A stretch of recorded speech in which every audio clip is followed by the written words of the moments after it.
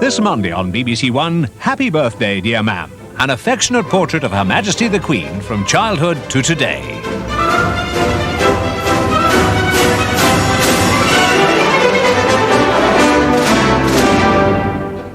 Official occasions at home and abroad, formal and relaxed.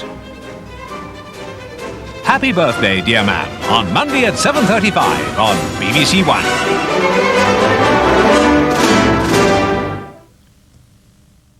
And tomorrow afternoon there's a chance to see again the highly acclaimed film about the Queen's tour of Jamaica, America and Canada in 1983. And the Queen passed by here on BBC One at 3:50 tomorrow afternoon.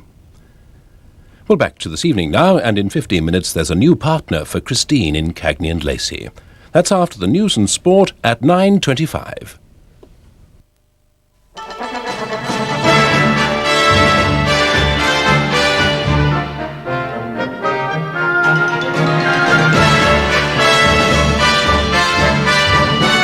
Ten-year-old Sarah Harper, missing for nearly a month, is found dead. Anger in London over America's raid on Libya.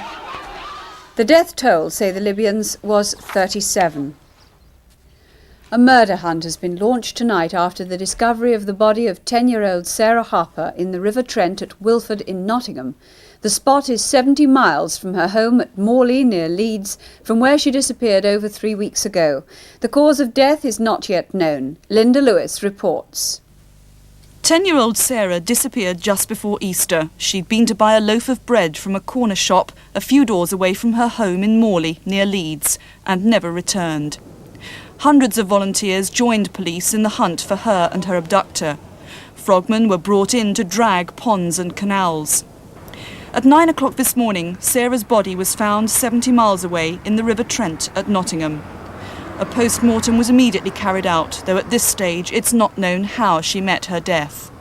News of the discovery coincides with the announcement that top detectives from 14 forces involved in investigations into 16 other missing children are meeting on Monday to pool information. The cases include that of Susan Maxwell, abducted in Northumberland, and Caroline Hogg, who disappeared from an Edinburgh fairground in 1983. Also those of Barry Lewis and Jason Swift, whose murders police now think are linked. Scotland Yard say they're alarmed at the rash of child murders and abductions and hope this exchange of information could give them some breakthroughs. Over 40 demonstrators were arrested in the West End of London this evening at a protest against the Americans bombing Libya. Hundreds sat down in the road, bringing Oxford Street to a standstill. There were scuffles with police, windows were broken and paint thrown. 2 policemen were taken to hospital for treatment. There'd been little trouble earlier at a rally in Hyde Park and a protest outside the American Embassy in Grosvenor Square. Not since the days of the Vietnam War had Grosvenor Square seen such a bitter outpouring of anti-American feeling. Many of the demonstrators were veterans of those protests. Others hadn't even been born then. Police had sealed off all roads leading to the embassy. The crowd was kept well away from the building. But that was as far as they'd intended to go. Their point was made. It's made people realise how unstable the whole situation is, that a superpower can behave like this. We don't support terrorism, but we totally refuse that this is the right way to settle issues of terrorism. So I think it will actually move a lot of people in our direction. The marchers left as quickly as they'd arrived, on to another rally in Hyde Park. Politicians added their voice to the condemnation of the United States and British governments. It had been a long day, and frustration boiled over into anger when the rally broke up. A number of demonstrators sat down in the middle of a busy Oxford Street. Police reinforcements moved in. They were met by showers of red paint. They forced a path through the packed crowd at the wheel of a commandeered bus. As demonstrators were led away by the dozen, CND disowned them as a politically motivated group who'd blackened an otherwise dignified day of protest. There have also been a few arrests at protest gatherings outside American bases on the Clyde, at Greenham Common and at Fylingdale's early warning station. But marches in Manchester, Glasgow, Cardiff and several other cities passed off mostly peacefully. In Europe too, there have been a number of demonstrations. In West Berlin, over 7,000 people took part in a march through the city. They held up blood-stained American flags and called for West Germany to leave NATO. The police sealed off the city centre to prevent a repeat of the violence that occurred last week. But apart from minor scuffles, the demonstration was peaceful. There's still no news of Alec Collett and John McCarthy, the two Britons held by fundamentalist groups in Beirut and reported to have been killed. The body of the American Peter Kilburn was handed over to the Americans today in Beirut. A helicopter flew the body to Cyprus, and there it was transferred to a larger aircraft for the journey back to the United States. Mr. Kilburn, who was 60, had been held hostage for nearly 18 months. In the Libyan capital, Tripoli, many people returned to work today for the first time since the American attack, but there was still the task of clearing up. 7 unexploded devices have been found around Tripoli, and foreign journalists were taken to see damage near the civilian airport. Kate Adey reports. A guided tour of the orange grove south of Tripoli today. The remnants of Tuesday's raid, marked with the words Texas Instruments. The farmer holding up his trophies for our benefit, found in his chicken run. Through the oranges and the olive trees, a line of bomb craters. The Libyans have buried their dead and are dealing with the aftermath of the raid. There is still much shock, but much of the tension has gone. The official line is that they do not want war with America. There are still many reminders, though, including several HARM missiles and a variety of fragments and debris. Also lying in this orange grove, several unexploded bombs. This is a 500-pounder. This farm is at least 2 miles from the military airbase. Another farm, 1 mile north of the military base, also boasting craters and crumpled metal. But as we were looking at this, 2 small boys were being curious in a street near the French embassy in Tripoli. They brought a red object out of the rubble and took it to a young man nearby. He was shown to us on the operating table in the nearby hospital. The Arab arrested after an attempt to blow up an Israeli airliner is still being questioned at a police station in central London. Nezar Hindawi was arrested last night at a London hotel. His Irish girlfriend is also still being questioned by detectives. She was arrested at Heathrow after explosives were found in her bag. Anne-Marie Murphy spent what was to have been her wedding day at the top security Paddington Green police station. It's here that Hindawi, the man she was to marry, is also being held. The road behind the police station has been sealed off all day, and armed officers have been stopping and searching all vehicles entering the police compound. At one stage, officers of the bomb squad were called in to check a suspect car. Every precaution's being taken as inside anti-terrorist squad detectives continue their inquiries into the bomb plot. The police say that members of Anne-Marie's family have been in to see her today, but tonight it's still unclear just when she'll leave the police station.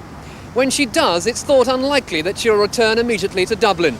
She's expected to remain under constant police guard as the key witness in this case. In Northern Ireland, 2 policemen have been injured in clashes with loyalists during a march through Portadown tonight.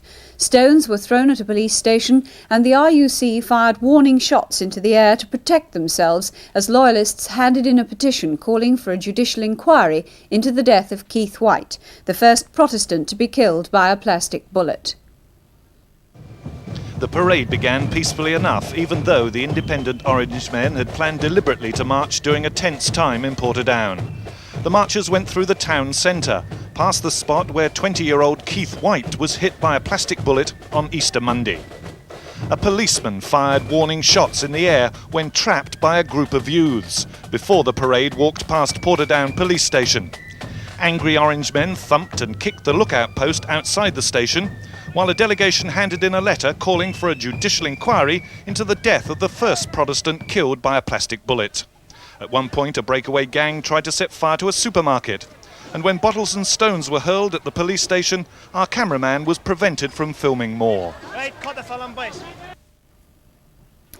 Ian Paisley has condemned attacks on the police, but has told his party to prepare for a campaign of civil disobedience against the Anglo-Irish Agreement.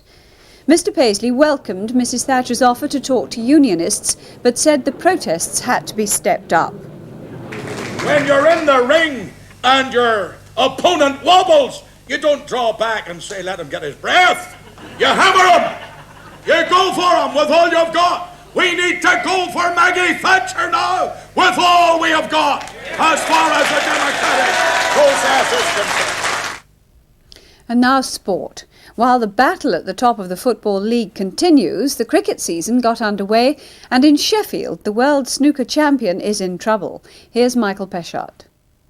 Snooker and the world champion Dennis Taylor is in trouble in the first round of this year's championship in Sheffield. He had a disastrous start in his match against an outsider, Mike Hallett, losing 8 of the first 9 frames. 19. What an extraordinary game this snooker is.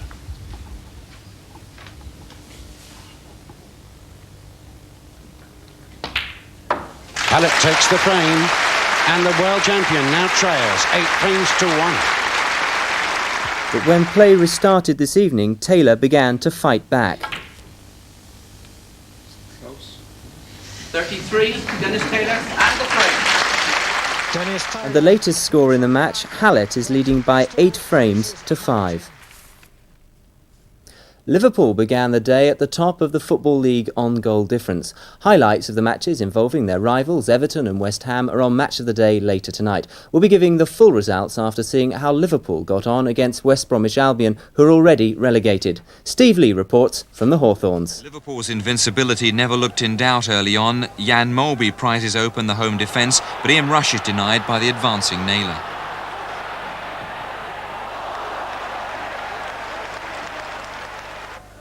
The travelling faithful didn't have long to wait for the opening goal though.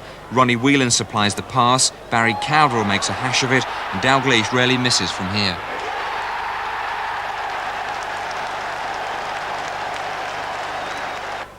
But Albion, relegated last week, weren't dead. Whitehead's free kick is knocked on by Dyson, and Craig Madden scores his first goal for his new club. In the second half, it was Albion applying the pressure. If George Riley's finishing had matched his control, it might have been a different story.